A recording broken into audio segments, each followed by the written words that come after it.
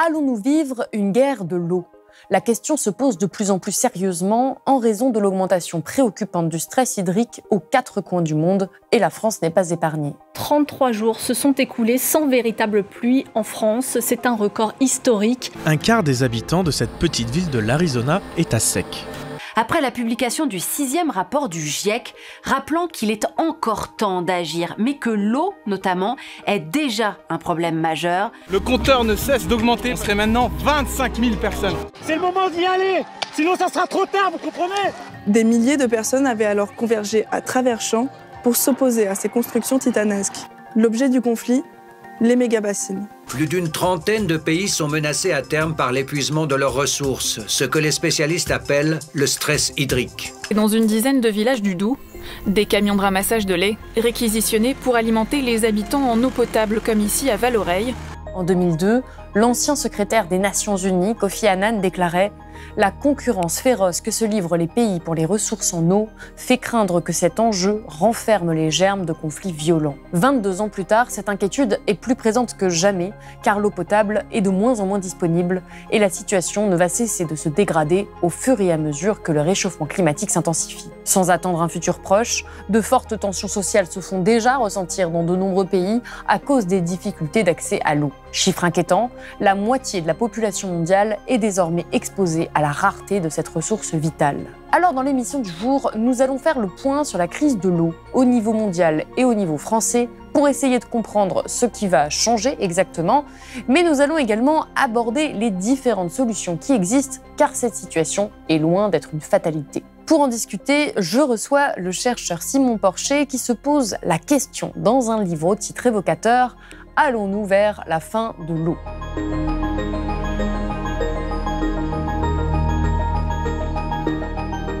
Simon Porcher, bonjour. Bonjour. Vous êtes enseignant-chercheur, professeur des universités en sciences de gestion à l'Université Paris-Panthéon-Assas. Vous êtes également l'auteur d'une thèse sur la gestion et la tarification de l'eau potable en France. Et vous venez de publier ce livre, La fin de l'eau, point d'interrogation, aux éditions Fayard. Et alors, au tout début de votre livre, vous expliquez qu'au moment où vous avez commencé votre thèse, en 2009, eh bien, selon vous, l'eau n'intéressait pas grand monde, ou en tout cas pas les médias dans les proportions qu'on connaît aujourd'hui.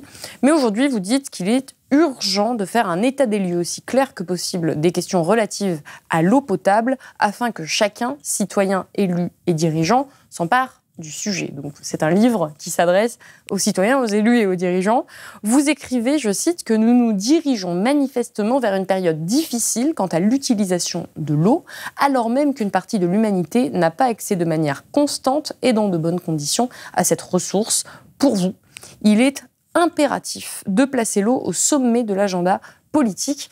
Alors avant qu'on aille plus loin, qu'est-ce qui a changé depuis 2009, depuis le moment où vous avez commencé à travailler sur ces questions-là, en termes d'attention qu'on porte en tant que société à la gestion de l'eau, si on reste en France ?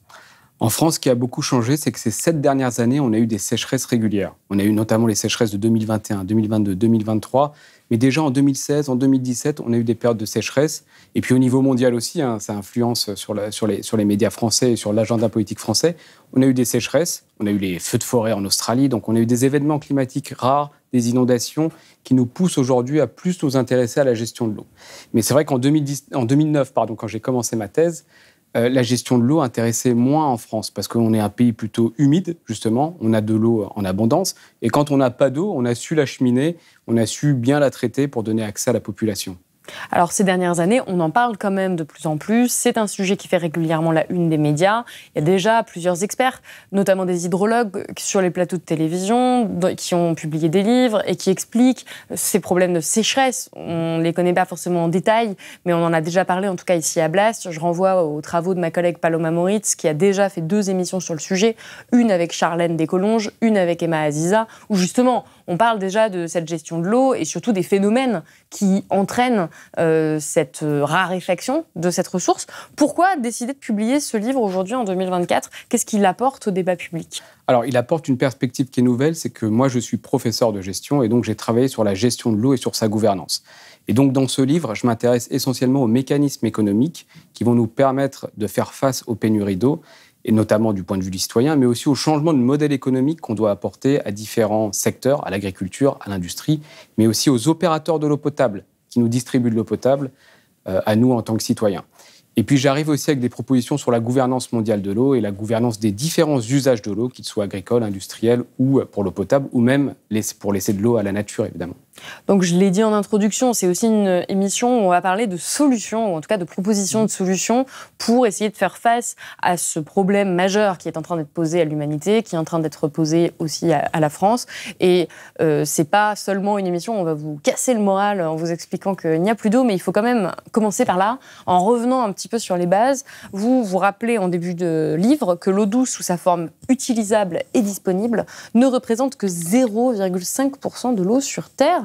Qu'est-ce que les 99,5% d'eau restante ? 97,5% de l'eau, c'est de l'eau salée, l'eau des océans, des mers. Et puis 2% de l'eau, c'est de l'eau qui n'est pas de l'eau douce, qui n'est pas liquide, donc qui est détenue par exemple dans des glaciers. Et alors, on le comprend rapidement, le problème aujourd'hui, un des problèmes principaux, ça reste quand même le réchauffement climatique, dont on a encore une fois largement parlé à Blast. Mais quel est l'impact de ce réchauffement climatique sur le cycle de l'eau ? Quels sont les problèmes que ça va nous poser en tant que société ? Le réchauffement climatique altère le cycle de l'eau, puisque le cycle de l'eau, en fait, c'est tout simplement l'idée que l'eau qui est détenue sur Terre ou dans les océans s'évapore et ensuite se transforme en gouttelettes fines avant de retomber sous forme de pluie sur Terre et donc d'infiltrer les nappes et de nous permettre d'avoir accès à l'eau. Mais ce cycle de l'eau est altéré par le réchauffement climatique puisque l'humidité qu'on a dans l'air est de plus en plus importante, ce qui fait qu'on a des phénomènes de précipitation aussi qui changent, un schéma de précipitation qui change, vont dire les climatologues, et on a de l'eau, en fait, des pluies diluviennes qui tombent, plus d'eau qui tombe à un moment donné, même si le niveau de précipitation ne change pas sur un territoire. Donc on va juste avoir des pluies qui vont tomber plus rapidement, de façon plus concentrée à un moment donné, et puis à d'autres moments des périodes de sécheresse. Oui, c'est ça qui crée ces phénomènes météorologiques extrêmes, ces inondations dont on a entendu parler cet hiver, notamment en France, dans le nord de la France. Ces phénomènes météorologiques extrêmes, on peut avoir tendance à penser quand on voit ça que c'est bon, on a assez d'eau, et en réalité, vous le précisez, non, ça ne change pas la quantité d'eau qui tombe sur un territoire. Alors, pas forcément, ça dépend, mais effectivement pas forcément. Mais le problème de l'eau, c'est que sa quantité, en fait, peut varier d'un territoire à l'autre, peut varier d'une saison à l'autre, et sa qualité aussi va varier. Donc même si on a de l'eau disponible, elle peut être très polluée, et ça aussi c'est un des effets du réchauffement climatique, puisque quand on a moins d'eau, elle concentre aussi plus de polluants, et donc elle sera peut-être pas accessible pour une consommation ou pour un usage agricole ou industriel. Et vous l'expliquez dès le début, ça pose des problèmes en termes de production agricole et donc de sécurité alimentaire ? Potentiellement oui, parce que l'eau qu'on a est de moins bonne qualité, donc elle contient plus de polluants, plus de bactéries qui sont liées aussi à ces phénomènes d'inondation ou de sécheresse. Et donc ça pose des problèmes effectivement pour l'usage agricole, mais aussi in fine pour l'usage humain, parce qu'il faudra plus la traiter pour la rendre potable. Ça va coûter plus cher, ça va limiter l'accès à l'eau potable pour une certaine frange de la population. Et puis on se retrouve effectivement avec une eau potable qui est de moins bonne qualité en général. En tout cas, nous, on a été habitués à avoir de l'eau potable à volonté. À part quelques exceptions, en France, on a grandi avec cette idée-là. Ça n'a absolument pas toujours été le cas à travers le monde. Ce n'est toujours pas le cas à travers le monde. Et c'est un accès qui est en train de devenir un privilège, enfin qui a toujours été un privilège, mais qui est en train de devenir en tout cas de plus en plus rare. Vous rappelez que plus d'un quart de la population mondiale n'a toujours pas un accès régulier à de l'eau potable, un chiffre qui atteint les 70% en Afrique subsaharienne. En tout, au moins 1,2 million de personnes meurent chaque année à cause de l'eau insalubre. Un enfant de moins de 5 ans meurt toutes les 5 secondes à cause de l'eau contaminée. Quels sont les problèmes causés par cet accès à l'eau limitée ? Parce qu'on se représente, encore une fois, des personnes qui n'ont pas juste l'eau qui coule du robinet, mais vous expliquez au début du livre que c'est un problème beaucoup plus large qui touche beaucoup d'aspects de notre vie quotidienne. Effectivement, le manque d'eau douce, ça a des coûts économiques. Sans eau douce, il n'y a pas d'agriculture, donc on ne peut pas nourrir la planète. Il n'y a pas d'industrie non plus. Chez nous, quand même, l'essentiel de l'eau douce qui est prélevée, ça sert à refroidir les centrales nucléaires, donc à faire en sorte qu'on ait de l'électricité, si je fais un peu simple. Et puis, il y a des coûts sociaux et des coûts humains. La mortalité qui est liée à l'eau insalubre, c'est la première cause de mortalité évitable dans le monde. Donc, quand on parle de mortalité liée à l'eau, on parle évidemment de diarrhée, mais aussi du choléra, de la typhoïde, de l'hépatite A, donc tout un tas de maladies qui sont ingérées via l'eau. Louis Pasteur disait d'ailleurs, on boit 90% de nos maladies. Et puis il y a aussi évidemment des coûts climatiques. Quand il n'y a pas d'eau, la nature n'a pas d'eau, donc il n'y a plus de biodiversité. On voit une dégradation de la biodiversité dans les zones de sécheresse. Il y a des coûts sanitaires, des coûts humains. On n'a plus de dignité si on n'a plus accès à l'hygiène. Et puis il y a des coûts pour la paix aussi. Ça peut entraîner des conflits de différentes natures. On reviendra un petit peu sur les tensions géopolitiques justement que ça peut causer. J'aimerais qu'on revienne sur le territoire français, car si on parle évidemment de ce qui se passe à l'international, des pays dits des pays en développement qui n'ont pas accès à l'eau potable, en France, on a déjà des problèmes d'eau, encore une fois qu'on a déjà évoqués. En France, en 2022, 93 départements ont connu des mesures de restriction d'eau. Plus de 1000 communes ont subi des ruptures d'approvisionnement, c'est-à-dire qu'il y a eu des endroits où vraiment on n'avait plus d'eau potable. En février 2023, 80% des nappes phréatiques étaient en dessous de leur remplissage normal. Vous écrivez, c'est du jamais vu. Et à l'automne de la même année 2023, lors de précipitations records, des inondations historiques ont touché le nord du pays. Bon, là, je pense qu'encore une fois, on s'en souvient tous.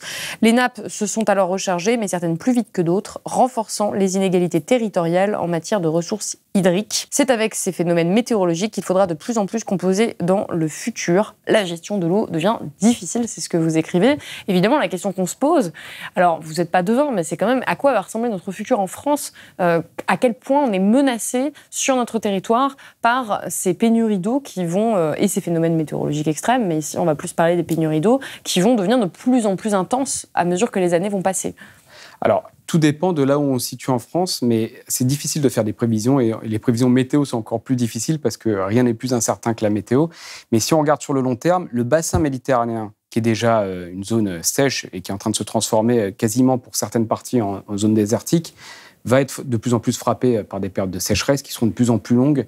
Les estimations de Météo France, c'est qu'on va avoir parfois 30 jours de sécheresse en été dans le bassin méditerranéen d'ici à 2050. Et puis, à l'inverse, quand on regarde le nord de la France, vous prenez les Hauts-de-France, vous prenez l'est de la France, là, on va avoir peut-être plus de précipitations.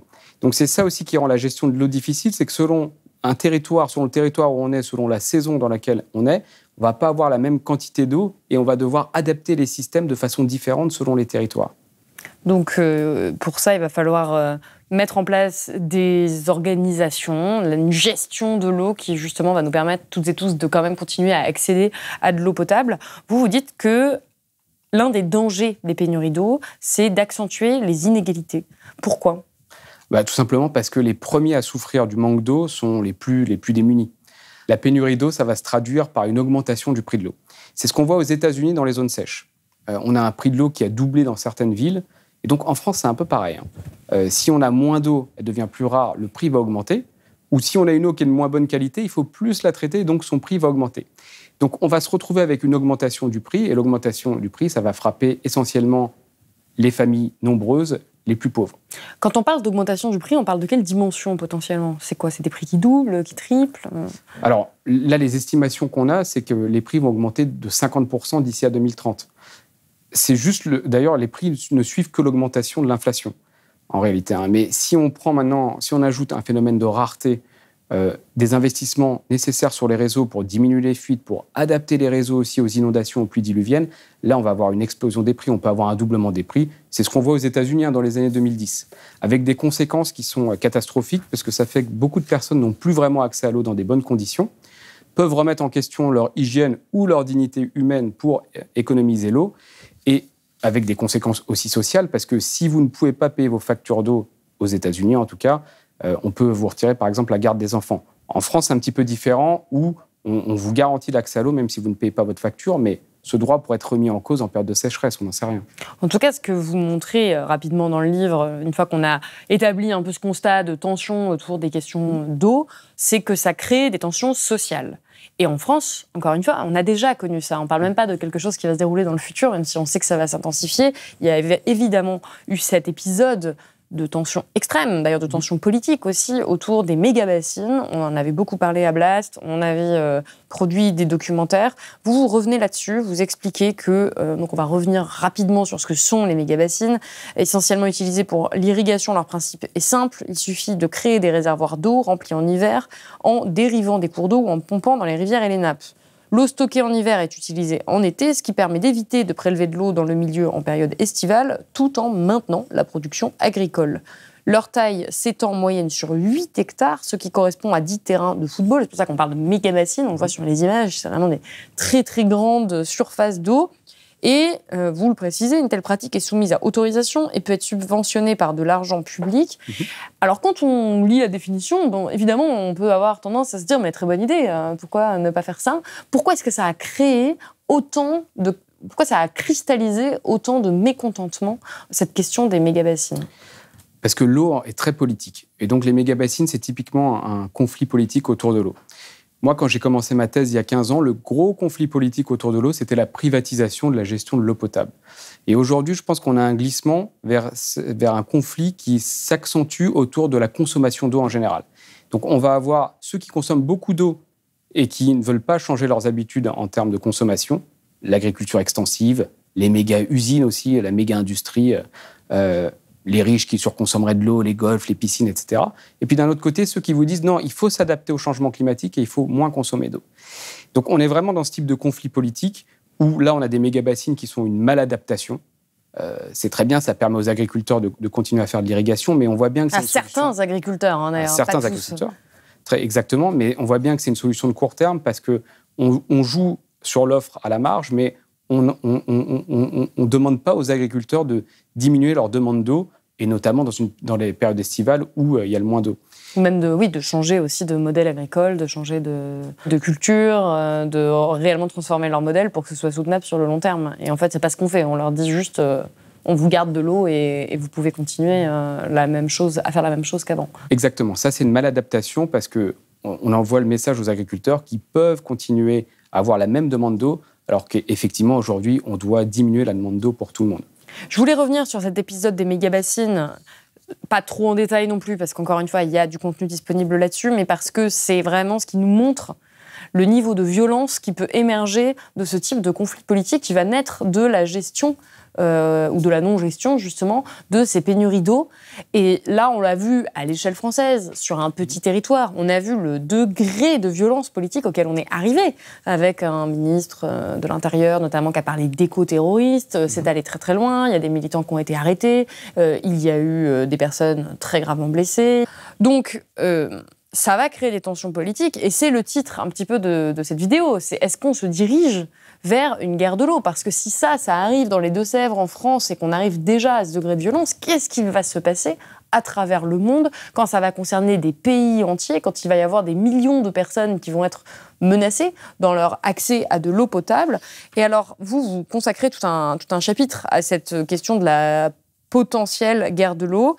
Vous écrivez que l'histoire de l'eau est autant une histoire de coopération que de conflit. Alors vous avez tout un retour en arrière sur comment on a construit des coopérations ou des conflits justement autour de cette question de la gestion de l'eau. Vous rappelez quand même que 30% des frontières entre États sont des cours d'eau. L'eau est une frontière et représente donc un potentiel de coopération autant qu'elle peut être une source de conflit. Disponible en quantité fixe à un endroit donné, la confiscation de l'eau, sa surutilisation ou sa pollution peuvent priver d'autres d'y avoir accès. Donc l'eau porte en elle-même le conflit d'usage. Et vous le rappelez quand même, il n'est pas rare d'entendre des prophéties autour des guerres de l'eau. Si les guerres du XXe siècle ont été menées pour le pétrole, les guerres du XXIe siècle auront l'eau pour enjeu, avait déclaré en 1995, donc ça commence à dater, le vice-président de la Banque mondiale. Dans l'histoire, l'eau est une véritable variable des guerres dont elle est tantôt l'outil, tantôt la victime. Et la question qu'on se pose quand on voit qu'on nous a déjà annoncé plusieurs fois des guerres de l'eau, c'est est-ce que c'est pas un peu une annonce extravagante, ou est-ce que, selon vous, on se dirige vraiment vers des conflits de très grande ampleur autour de la gestion de l'eau à l'échelle internationale dans les années à venir? Alors, c'était une annonce extravagante. C'est quelque chose qui a été annoncé à plusieurs reprises, mais on sent quand même que l'eau porte en elle-même les germes de conflits violents, disait Kofi Annan. Voilà, on sent qu'on peut avoir des conflits violents, mais ces conflits violents sont plutôt au niveau de l'usage, donc plutôt au niveau d'un territoire. Néanmoins, aujourd'hui, à mesure qu'on a de moins en moins d'eau, on a envie de s'accaparer l'eau du voisin. Et c'est là qu'on peut entrer dans des conflits inter-États. Même si actuellement les États se sont toujours engagés à laisser de l'eau à leurs voisins, dans le futur, ils vont peut-être être tentés de s'accaparer l'eau de leurs voisins pour alimenter leur développement économique, puis alimenter leur population en eau potable. Mais pour l'instant, en fait, l'eau, c'est un petit peu comme la dissuasion nucléaire. On s'est refusé totalement à priver son voisin d'avoir accès à l'eau, mais on voit qu'il y a des tensions entre l'Éthiopie et l'Égypte, entre la Chine et l'Inde. Certains pays soupçonnent leurs voisins de capturer les nuages pour avoir plus de précipitations sur leur territoire. Donc on voit qu'il y a ces tensions autour de l'eau et il faut anticiper un éventuel conflit inter-États sur l'eau, d'où l'idée aussi d'avoir une gouvernance mondiale sur l'eau qui inclut aussi le cycle de l'eau dans cette gouvernance mondiale, de manière à anticiper ces éventuels conflits qui peuvent être multiples, aussi bien sur le cours d'eau que sur le cycle de l'eau, que sur les aquifères transfrontaliers ou sur les nappes transfrontalières qui sont très très mal couverts par le droit international. On peut imaginer des véritables guerres de l'eau dans un futur proche, si on n'a pas cette gouvernance mondiale qui se met en place. On reviendra un petit peu plus sur ce que vous proposez justement, mais est-ce que c'est réaliste ? En fait, c'est réaliste. C'est juste que ça n'a pas encore eu lieu. L'eau, c'est plutôt effectivement une variable d'un conflit, c'est plutôt la victime d'un conflit. Parce qu'il y a déjà eu des exemples quand même d'accaparement d'eau par un pays. On peut se dire que ça peut arriver bientôt dans d'autres endroits. Effectivement, oui, non, mais il y a toujours des tensions autour de l'eau, mais on a toujours laissé assez d'eau à son voisin pour qu'il puisse survivre. La question qui se pose maintenant, c'est est-ce qu'on ne va pas s'approprier l'ensemble de l'eau ? Parce que vu que les sécheresses sont globales, vu que le cycle de l'eau est altéré par le réchauffement climatique, la tentation en fait de s'accaparer l'eau du voisin devient plus forte parce que les gains de la paix par rapport au coût de ne pas avoir d'eau, les gains de la paix sont beaucoup plus faibles que les coûts de ne pas avoir d'eau. Et donc vous, pour faire face justement à cette crise de l'eau qui a déjà commencé et qui va s'intensifier, vous l'avez mentionné, vous proposez un modèle de gouvernance mondiale. Vous appelez en réalité à créer une sorte de COP de l'eau. Puisqu'on fait ça pour le climat, mais il faudrait aussi faire ça pour l'eau potable. Pourquoi est-ce qu'on n'a pas déjà commencé au vu de l'importance de cet enjeu ? Alors, c'est une bonne question. Effectivement, il y a des COP sur l'eau, sur la biodiversité et sur la désertification. Et en fait, je pense que quand on a créé ces 3 COP, on a imaginé que la désertification récupérait l'eau. Ce qui n'a pas été le cas. La désertification des territoires s'intéresse essentiellement aux problèmes de gestion des forêts. Donc, on se retrouve en fait avec l'eau qui n'est pas considérée au niveau international. Et en plus, l'eau, c'est quelque chose de complexe. Donc, souvent, ça a été évité par le plus haut niveau politique parce que ça inclut à la fois le cycle de l'eau, les ressources en eau, l'accès à l'eau potable universelle, dont beaucoup d'États ne veulent pas entendre parler parce que ça engage leurs responsabilités aussi. Donc on a des questions qui sont complexes, mais il faudrait toutes les fusionner justement pour éviter les conflits sur l'eau, faire en sorte que les États signent des traités sur la gestion des cours d'eau internationaux. Aujourd'hui, quand on a des cours d'eau internationaux, souvent on s'arrange avec son voisin, mais quand on a des fleuves qui traversent 10 États, tous les États ne sont pas forcément signataires des traités sur les cours d'eau. Donc l'idée d'avoir une organisation internationale, une maison à l'ONU, donc une forme d'organisation qui pourrait gérer tous ces conflits et toutes ces problématiques liées à l'eau, ça me semble être une bonne idée et ça permettrait aussi d'avoir une évidence scientifique sur les modifications du cycle de l'eau, sur l'impact du réchauffement climatique sur les ressources en eau. Un GIEC de l'eau, en réalité. Il faudrait un groupe d'experts sur l'eau, il faudrait une conférence des parties sur l'eau, il faudrait un traité global sur l'eau, mais qui prenne bien en compte l'eau dans toutes ces dimensions. Et la France, par exemple, pourrait initier ce type de proposition ? Tout à fait, la France devrait initier ce type de proposition avec l'Union européenne.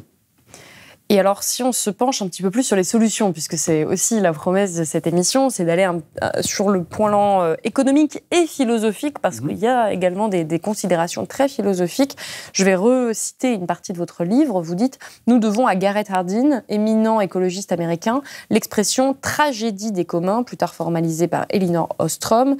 Ce concept repose sur l'idée que lorsque plusieurs utilisateurs ont accès libre à une ressource commune, ils agissent selon leurs intérêts personnels et ont tendance à en abuser au risque de la faire disparaître pour l'ensemble des bénéficiaires. C'est le paradoxe de l'action collective évoqué par l'économiste Mansour Olson dans son ouvrage « La logique de l'action collective ». Chacun se préoccupe de son bien-être individuel et tend à surconsommer la ressource, comptant sur les autres pour en limiter l'usage. 2 solutions opposées sont alors apparues naturellement, la nationalisation et la privatisation de la ressource commune. Qu'est-ce qui est le plus désirable ? Est-ce qu'il faut nationaliser ou est-ce qu'il faut privatiser aujourd'hui l'eau pour réussir à avoir une gestion optimale ? Elinor Ostrom, qui est la première femme à avoir le prix Nobel d'économie, dit non, il faut ni privatiser ni nationaliser, il faut une solution hybride. Alors une solution hybride, ça veut dire qu'on va laisser les acteurs qui gèrent la ressource de l'eau, ou qui sont les usagers de la ressource en eau, négocier entre eux de manière à définir les règles d'usage de l'eau. Ça marche très bien au niveau d'un territoire. Donc, on peut avoir des agriculteurs qui s'entendent entre eux pour se partager l'eau, qui ensuite vont négocier avec d'autres usagers, notamment de l'eau potable, pour l'usage de l'eau. Par contre, ça devient plus compliqué sur des grandes sociétés ou sur des territoires beaucoup plus grands. Alors, les économistes ont souvent dit, du coup, il faudrait tout privatiser. C'est très simple, parce que si on privatise les ressources en eau, donc ce qui est quand même quelque chose d'inconcevable, en fait, puisque l'eau, c'est une ressource commune, c'est le patrimoine de la nation, donc c'est pas du tout ce qu'on a fait en France. Mais si on privatise la ressource en eau, l'entreprise privée va très bien gérer les usagers en leur faisant payer leur prélèvement d'eau, et donc ça va être géré de façon optimale. Si on va dans le public, ça ne va pas être géré de façon optimale, puisque là, le public va très mal gérer. Oui, c'est cette idée que le public serait par nature moins efficient dans la gestion, et donc que le privé aurait quelque chose de beaucoup plus efficace, plus logique, et donc que ce serait donner la possibilité à une meilleure redistribution. Ça vaut pour l'eau, mais ça vaut pour beaucoup d'autres ressources, où il y a ce débat en permanence. Quelle part on doit laisser au privé, en réalité ? Alors, ce qu'on a fait en France, c'est que la ressource en eau, du coup, n'appartient à personne. Même quand vous avez de l'eau sur un terrain privé, vous ne pouvez pas vous l'approprier à 100%. Donc, on reste sur un régime, en fait, qui est un peu particulier, qui fait qu'on ne peut pas se l'accaparer quoi qu'il arrive. Donc, c'est le patrimoine commun de la nation, l'eau, patrimoine commun de la nation. C'est cette idée, mais c'est pas comme ça dans tous les pays. Alors, c'est pas forcément comme ça dans tous les pays. Et puis, ça appelle aussi à des débats de juristes très importants, parce que, évidemment, on peut avoir une ressource qui appartient à un particulier, donc qui est privée, mais qui, pour le bien commun de la nation, peut être mobilisée à tout moment pour la chose publique. Donc là, il y a un débat de juristes dans lequel je rentre pas dans le livre, parce que c'est assez technique. Mais par contre, ce qu'on a fait en France, du coup, on a l'eau, ressources, patrimoine commun de la nation. On a le réseau d'eau qui appartient à la collectivité publique. Et par contre, on a l'eau potable qui est traitée, qui devient un bien marchand, mais on va dire pas comme les autres, parce qu'il faut en garantir l'accès à tout le monde. Donc, quand on a des opérateurs privés en France, quand on a des gestionnaires privés du réseau, des entreprises privées qui vont gérer le réseau d'eau potable, elles sont nommées par la collectivité pour gérer le service des eaux, mais à aucun moment elles détiennent l'infrastructure ou elles ne détiennent la ressource en eau. Et ça, c'est très important. Elles ne font que nous distribuer le service et nous tarifer, en fait, l'eau potable. Et ce que vous soulignez aussi, c'est qu'en réalité, peut-être je pose la question à celles et ceux qui nous regardent, est-ce que vous connaissez le prix de votre facture d'eau ? Et vous vous rappelez que 57% des ménages français n'ont aucune idée du prix de l'eau et que plus d'un tiers ne regardent absolument jamais le prix de leur facture d'eau. Pourquoi ? Parce que c'est peu cher, en fait. On a rendu ça peu cher. Alors évidemment, dans les gens qui regardent, on imagine évidemment qu'il y a les ménages les plus modestes. Mais pourquoi est-ce qu'on s'est habitué comme ça à se dire que ça venait, sans mauvais jeu de mots, que ça coulait de source et qu'on devait avoir ça chez nous et que on ne comptait même pas dans nos dépenses ? Effectivement, l'eau n'est pas assez chère en France. Alors, ça, c'est plutôt une qualité. Ça veut dire qu'on a peut-être une eau qui n'est pas trop polluée et qui ne doit pas être traitée. Mais on voit aussi qu'on a un manque d'investissement sur le réseau et donc on a peut-être gardé le prix de l'eau artificiellement peu élevé ces dernières années. Et qui paye pour ça, alors ? Alors, qui va payer ? C'est en fait nous, souvent usagers de l'eau potable, malheureusement.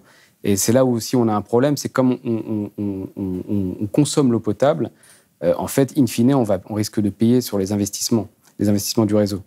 Donc ça, c'est un vrai problème. C'est-à-dire si, par exemple, on doit réparer les fuites du réseau, si on doit les adapter au changement climatique, on va augmenter le prix de l'eau pour le consommateur, et donc c'est le consommateur qui va subir ces hausses de tarifs. Pour l'instant, ce tarif est plutôt bas, en tout cas. Pour l'instant, ce tarif est plutôt bas, très probablement parce que aussi on a sous-investi sur le réseau, ou alors peut-être parfois à certains endroits, parce que le tarif est différent d'une commune à l'autre, mais à certains endroits parce qu'on avait de l'eau de bonne qualité.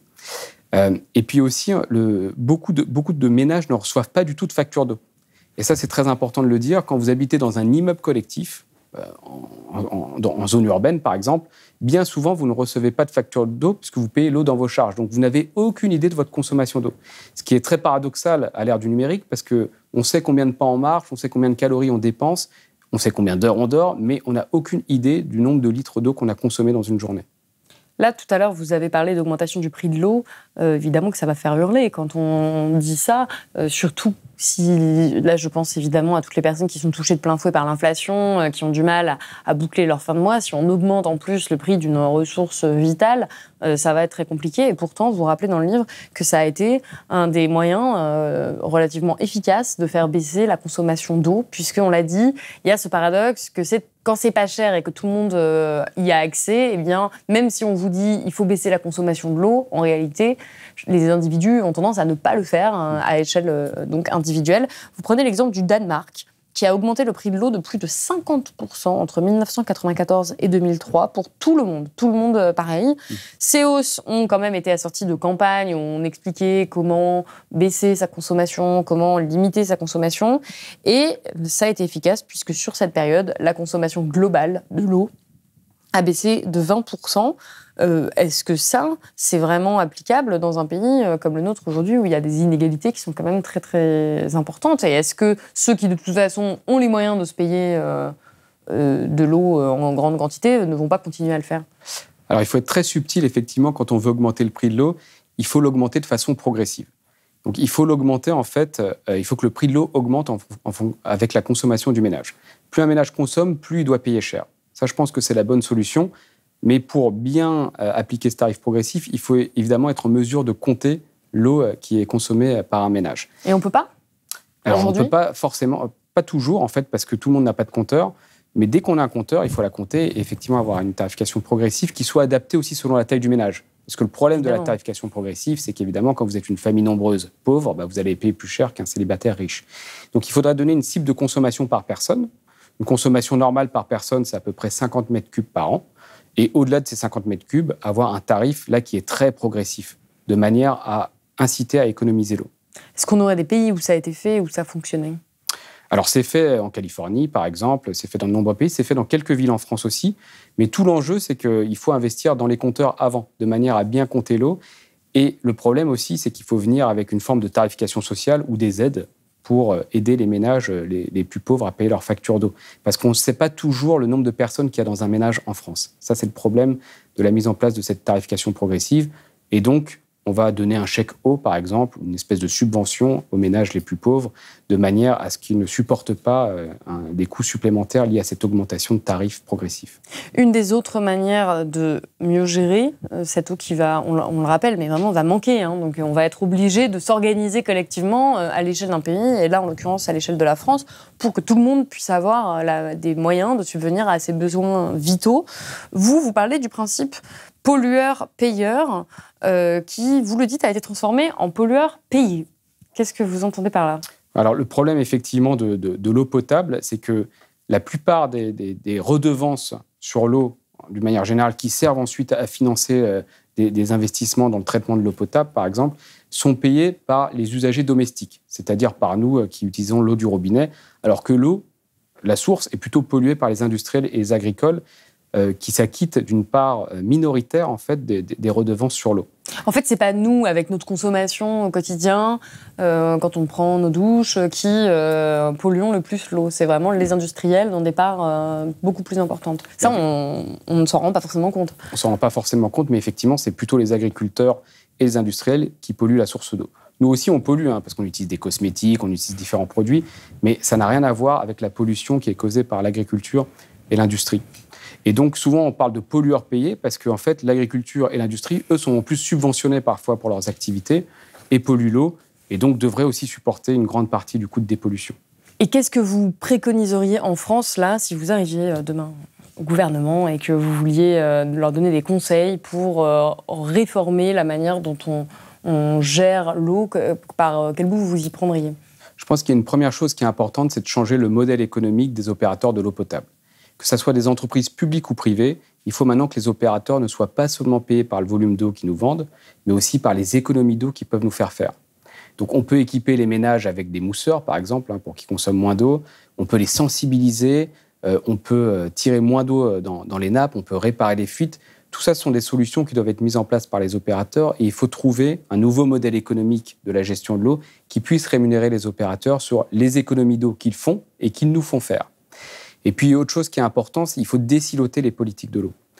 En France, on pense souvent à la politique de l'eau à côté de la politique d'aménagement du territoire, d'urbanisme, à côté des politiques agricoles. Non, il faut tout reconnecter et intégrer un volet eau pour déshydrater l'économie et rendre l'industrie, l'agriculture plus bleue. Et aujourd'hui, est-ce que c'est la direction que nous sommes en train de prendre avec le gouvernement actuel? Aujourd'hui, malheureusement, on répond aux crises de l'eau alors qu'on a besoin d'un cap. Il faut vraiment qu'on voit à long terme, d'ici à 2050, quel mix hydrique on va avoir, donc quelle solution on va avoir pour stabiliser à peu près l'offre d'eau, comment on va réduire la demande d'eau dans l'agriculture, dans l'industrie et chez les ménages. Donc, il ne faut pas se concentrer seulement sur les ménages, mais c'est important aussi de regarder l'agriculture et l'industrie pour l'adaptation. Comment on va réaménager le territoire pour faire face à l'évolution des précipitations, des inondations. Donc, toutes ces questions se posent. Et là, on a besoin d'un plan qui soit plus long et qui soit vraiment un cap avec des objectifs intermédiaires, mais qu'on ne soit pas seulement dans la réponse d'une crise, d'une émotion, et qu'on ait oublié, parce qu'il a plu cette année, qu'on faisait face à une pénurie d'eau qui est permanente. Vous parlez de l'industrie, vous l'avez évoqué au début, l'un des endroits qui consomment le plus d'eau, c'est le nucléaire. Or, on est en train d'investir actuellement dans le nucléaire précisément à cause des émissions de CO2 et parce que c'est une manière de produire de l'énergie qui est beaucoup moins ou quasiment pas polluante, qui ne participe pas au réchauffement climatique ou quasiment pas. Est-ce qu'il ne faut pas tout simplement aussi vraiment drastiquement diminuer notre consommation d'électricité pour pouvoir diminuer notre consommation d'eau ? Aussi, c'est une solution. Alors, le nucléaire ne consomme pas vraiment de l'eau, il prélève de l'eau pour refroidir les centrales et ensuite rejette l'eau dans le milieu naturel. Alors, effectivement, ils doivent la rejeter propre, sauf que parfois, l'eau qui est rejetée est un peu plus chaude, ce qui peut avoir aussi un effet sur les écosystèmes. Mais ils font que utiliser l'eau. Mais ce n'est pas le problème principal, alors. C'est vraiment l'industrie. Le problème, en fait, aussi des centrales nucléaires, c'est que s'il n'y a plus d'eau dans les cours d'eau sur lesquels ils font les prélèvements, du coup, il n'y a plus du tout de centrales nucléaires, il n'y a plus d'électricité. Donc, ça pose la question soit d'investir sur les centrales nucléaires dites géothermiques, c'est-à-dire qu'elles vont elles-mêmes se refroidir, mais ça va coûter aussi de l'électricité, soit effectivement de trouver des modèles alternatifs dans lesquels on consomme moins d'eau et moins d'électricité, du coup, pour laisser de l'eau disponible pour refroidir les centrales. Bien, écoutez, merci beaucoup Simon Porcher d'avoir été avec nous sur le plateau de Blast. C'est la fin de cette émission. Je rappelle que votre livre « La fin de l'eau » est disponible aux éditions Fayard. Merci beaucoup. C'est la fin de cette vidéo. Merci beaucoup de l'avoir regardée jusqu'au bout. J'espère qu'elle n'a pas été trop anxiogène et que nous avons consacré assez de temps aux solutions. En tout cas, si ça vous a plu, n'hésitez pas à mettre un pouce en l'air ou à commenter cette vidéo. Vous pouvez également retrouver toute l'émission en podcast sur les plateformes de streaming. Je vous rappelle, comme toujours, que nous sommes un média indépendant, que nous vivons grâce à vous, notre audience. Donc, si vous le pouvez, faites un don ou abonnez-vous sur blast-info.fr, c'est important. Et moi, je vous dis à bientôt.